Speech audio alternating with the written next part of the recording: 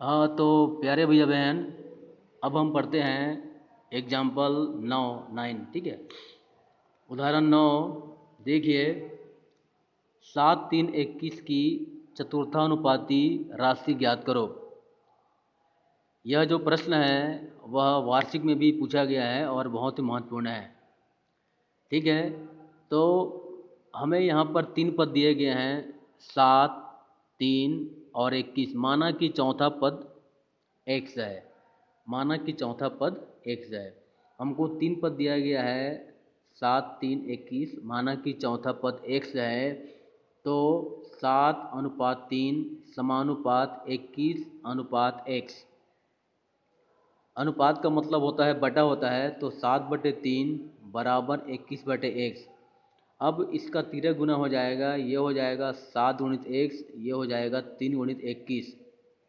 तत्पश्चात x बराबर ये इधर बटा हो जाएगा और ये इससे भाग हो जाएगा। तो ये हो जाएगा 7 एकम 7, 7 तिया 21, 3 तिया 9। इस प्रकार हमको 9 चौथा पद 9 प्राप्त हुआ है। ठीक है, अब इसी प्रकार देखते हैं उदाहरण 11।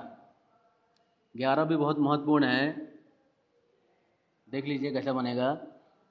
6 और 54 का मध्यानुपाती ज्ञात करो। त्रैमासिक अर्धवार्षिक में आया हुआ प्रश्न है। 6 और 54 का मध्यानुपाती माना कि x है, तो इस प्रकार से फंक्शन बैठेगा 6:x समानुपाती x:54।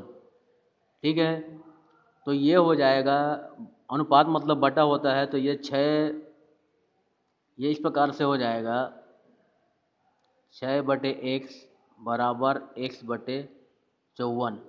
अब इसका इससे गुना हुआ है तो ये इस प्रकार हो गया है, और इसका आपस में गुना होकर इस प्रकार हो गया है। तो ये हो जाएगा x का वर्ग, और 54 को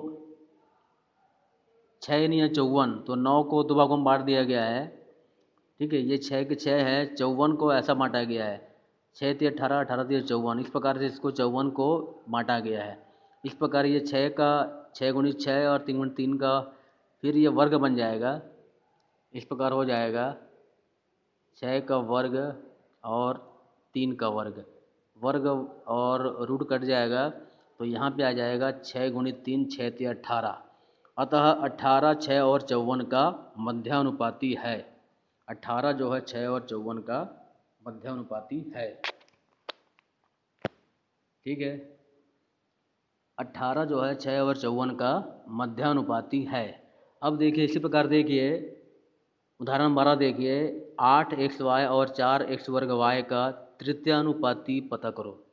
माना कि m 8xy और 4x² का तृतीयानुपाती है, तो इसको इस प्रकार लिखेंगे 8xy समानुपात 4x² अनुपात m, या 8xy अनुपात 4x² समानुपात 4x² अनुपात m। अब इसको बटे के रूप में इस प्रकार से लिखेंगे जैसा दिखाया गया है। ये हो जाएगा 8xy/4x² बराबर 4x²y/m। अब इसका इससे गुना होगा, ये इस प्रकार हो जाएगा, इसका आपस में गुना हो जाएगा, इस प्रकार हो जाएगा। अब m बराबर ये इधर नीचे बटा हो जाएगा जैसे हम बताया गया है। अब क्या हुआ है कि ये जो y है और y कट गया है, और यहाँ से एक x कट गया है, तो यहाँ पे आ जाएगा, और 4 एकम 4, 4 दूनी 8 और 2 एकम 2, 2 दूनी 4।